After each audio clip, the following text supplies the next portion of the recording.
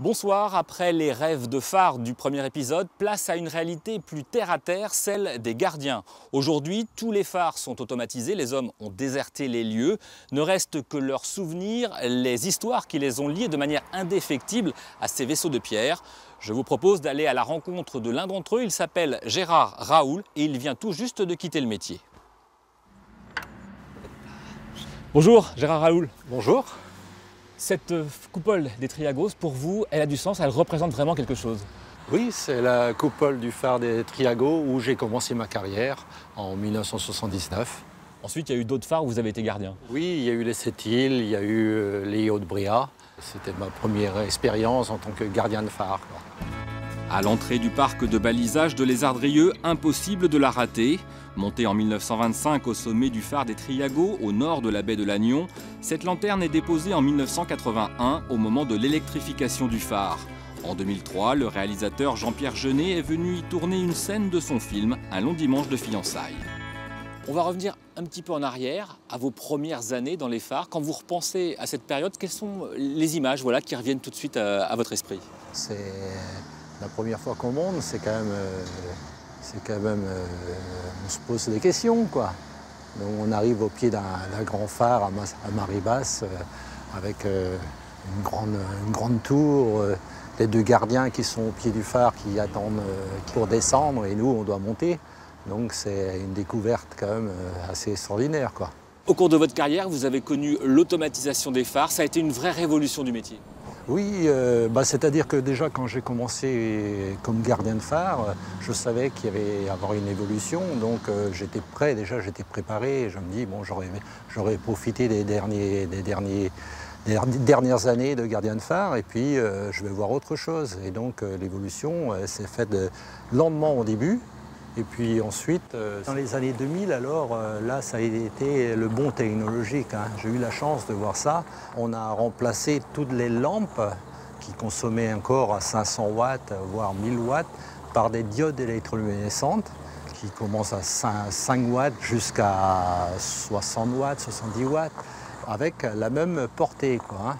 La puissance a diminué, mais la portée est restée la même, voire même supérieure, hein.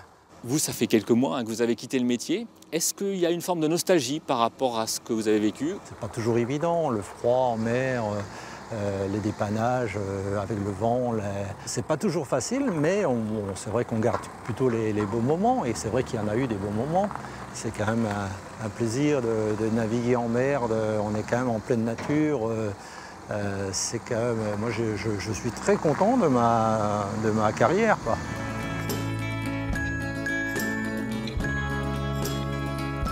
Dans la galerie des gardiens de phare, François Joisse-Poutrel occupe une place singulière. Vous allez le voir, avec lui, le Mont-Saint-Michel devient un phare.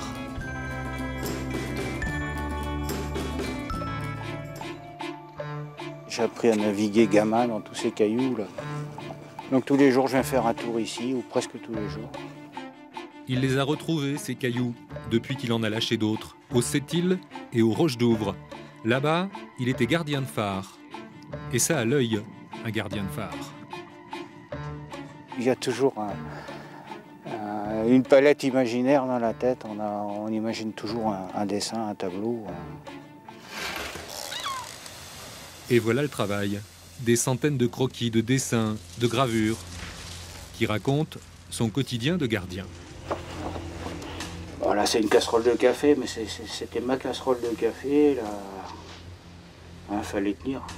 Je l'ai eu des années à côté de moi, celle-là. Il en a plein sa maison. La peinture a illuminé sa vie. C'est ce que m'avait dit un type une fois dans un bistrot ici. T'es gardien de phare, pourquoi tu cherches la lumière? Il en fit un livre il y a de longues années. Il y mit tout son savoir-faire, toute sa fantaisie. Les phares du gardien de phare, c'était une manière de revisiter l'histoire de la peinture.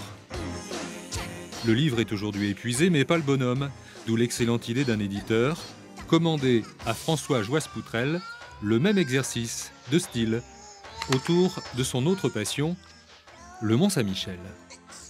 Mais Saint-Michel, bon, il est tout désigné, ou il serait tout désigné pour être saint patron des gardiens de phare, hein.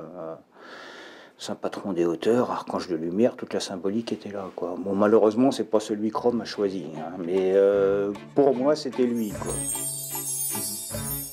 Alors il lui rend hommage, à toutes les sauces, normandes bien sûr. Après Dufy, voici Boudin et ses aquarelles, ou un collage, à l'après-vert. Ils sont tous convoqués.